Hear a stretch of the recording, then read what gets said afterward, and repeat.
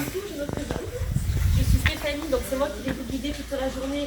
Donc d'abord à Rennes-le-Château, puis ensuite nous irons sur Bugarache, on finira par le village d'Arc.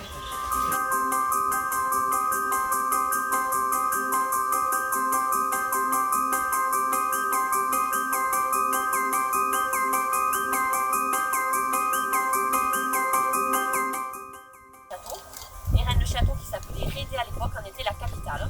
Donc ici, il faut s'imaginer une cité entièrement fortifiée, 10 000 habitants, qui s'était installée sur le plateau, enfin sur le village, et sur tous les plateaux que vous avez autour. Donc,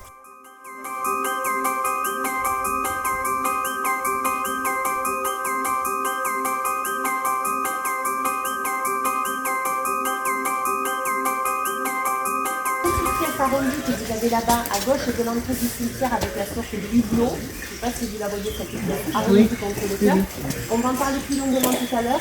Et cette pièce, on l'appelle la pièce secrète.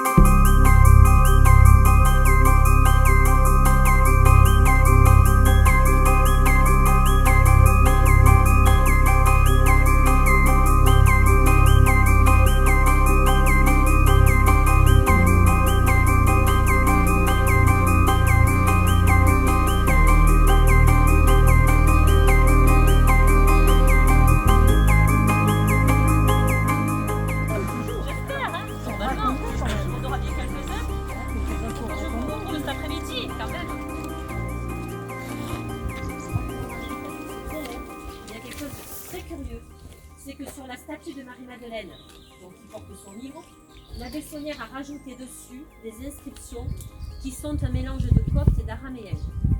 Comme s'il voulait nous dire que Marie-Madeleine était peut-être détentrice d'un document, d'un évangile. Donc ça, vous ne pouvez pas l'avoir vu parce que c'est trop haut, mais en tout cas, c'est sur la statue de Marie-Madeleine. Je vous la remontre, c'est celle-là, vous l'avez vue. Et donc, sur le livre, Saunière a rajouté ses inscriptions lui-même à la peinture. Donc, ça montre bien, on va faire une grotte où il y a Marie-Madeleine qui prie dedans. Et devant Marie-Madeleine, il fait un bassin en forme de cœur. Et en face, il a placé la statue de Jésus dans la crypte. Donc, ils sont face à face avec ce bassin entre les deux. Et ça devait être vraiment hérétique et dérangeant pour l'Église cette fois-ci, parce que dans les années, je crois que c'est 46, l'évêché de Pamiers a fait dynamiter l'église. Pour qu'un évêché dynamite une église, c'est que ça devait fortement déranger.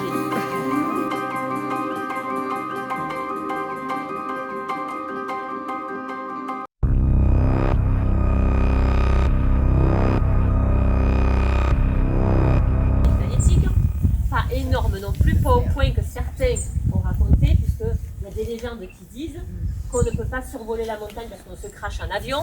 Voilà, ça s'est amplifié. J'ai posé la question à un commandant de l'armée, il m'a dit non, il n'y a pas de souci, on fait nos manœuvres là. Pied de l'aigle. Vous voyez, la partie centrale, ça c'est la tête, et sur le côté, les ailes. C'est le rocher de l'aigle. Oui, aussi, ça fait pareil, tout à fait. Ça y ressemble. C'est vrai. Et après, il y a ce qu'on appelle le Bouddha. C'est-à-dire que si vous regardez la partie droite de la montagne, vous avez une boule qui figure la tête du Bouddha. C'est la grosse partie à droite.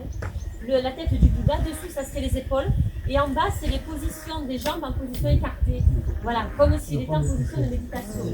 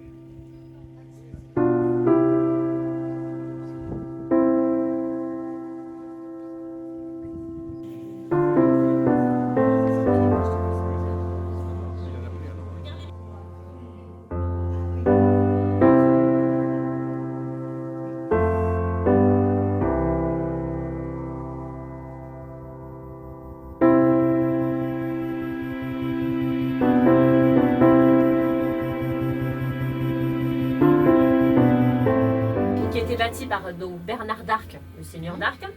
On voit que c'était l'ancien donjon, puisqu'on a une particularité qui n'est pas normale sur un clocher, puisqu'on est dans le clocher aujourd'hui, c'est que vous avez ici donc, un vitrail qui est moderne, mais derrière vous avez une meurtrière. Je ne sais pas si vous voyez.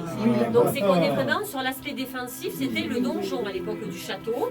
Donc ça c'est la partie la plus ancienne du village. Et vous avez ici un puits, puisqu'on était dans un donjon, il fallait qu'il soit autonome en eau, donc il y a toujours un puits avec de l'eau. Je ne sais pas si vous regardez au fond, c'est assez profond, il y a de l'eau. Ah oui. Et ça c'est le système de l'horloge, le système de poids de l'horloge qui est juste au-dessus, puisque là-haut il y a encore 2 autres salles.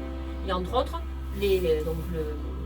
l'horloge et les cloches là-haut pour sonner le carillon, voilà, donc c'est encore tout en place. Et les cloches sonnent de temps en temps, c'est magnifique. Ici en 1946, ils ont tiré à l'arquebuse sur la maison. C'est pour ça qu'il y a des petites traces circulaires, c'est des traces de tir. Voilà. Alors cette maison, elle a été restaurée.